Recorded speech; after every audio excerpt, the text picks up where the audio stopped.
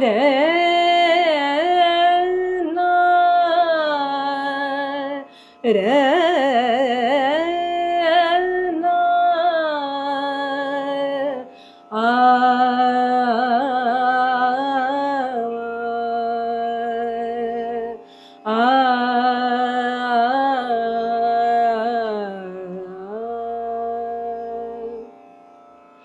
तोरे गुण गाऊं तोरे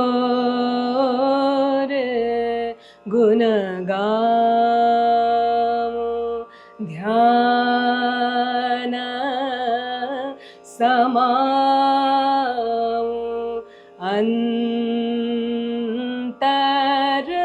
जामी मगन रहूं एक नाम नाथ तोरे गुण गाऊं गुरु बिना ज्ञान प्राण बिन दान सो नित सुमिर जान गुनि राजा राम तोरे गुण गाऊं। नमस्कार, वेलकम टू द स्वर्णिम शो। आज हमारे साथ डॉक्टर सुभद्रा देसाई जी हैं। वो एक बहुत ही प्रसिद्ध शास्त्रीय संगीत की कलाकार हैं।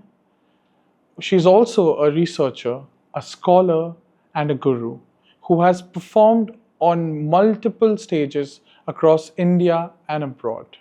She is also the chair professor at Arya University, California.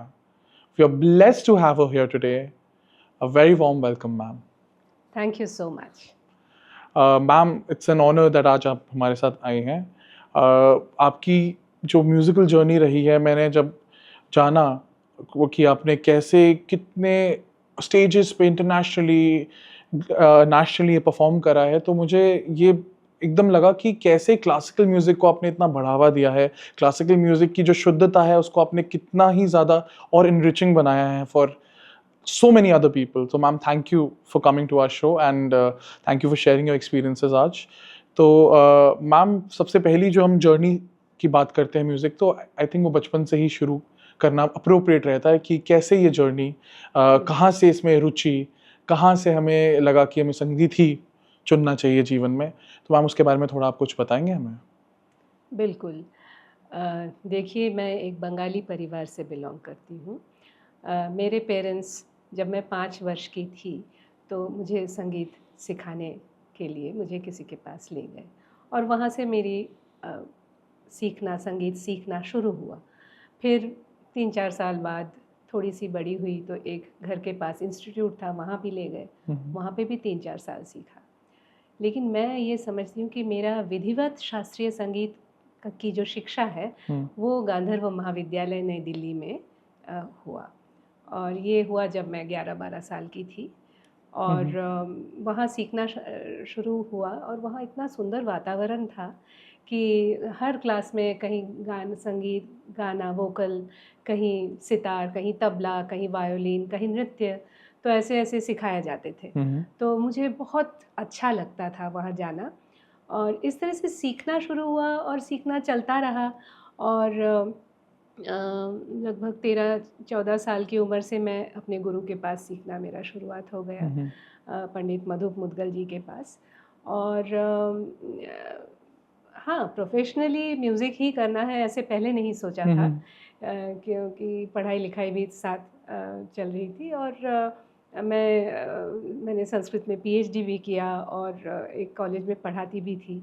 लेकिन साथ साथ संगीत ऐसे चलता रहा, मैं ऐसे जुड़ी रही और इतना पैशन वो स्ट्रॉन्ग था कि कब वो अपने आप, वो मैंने कभी प्लान नहीं किया या डिसाइड नहीं किया कि मैं संगीत ही करूँगी। लेकिन हुआ ऐसा कि मैंने वो पढ़ाना भी छोड़ दिया और पूरी तरह से संगीत में मैं रही।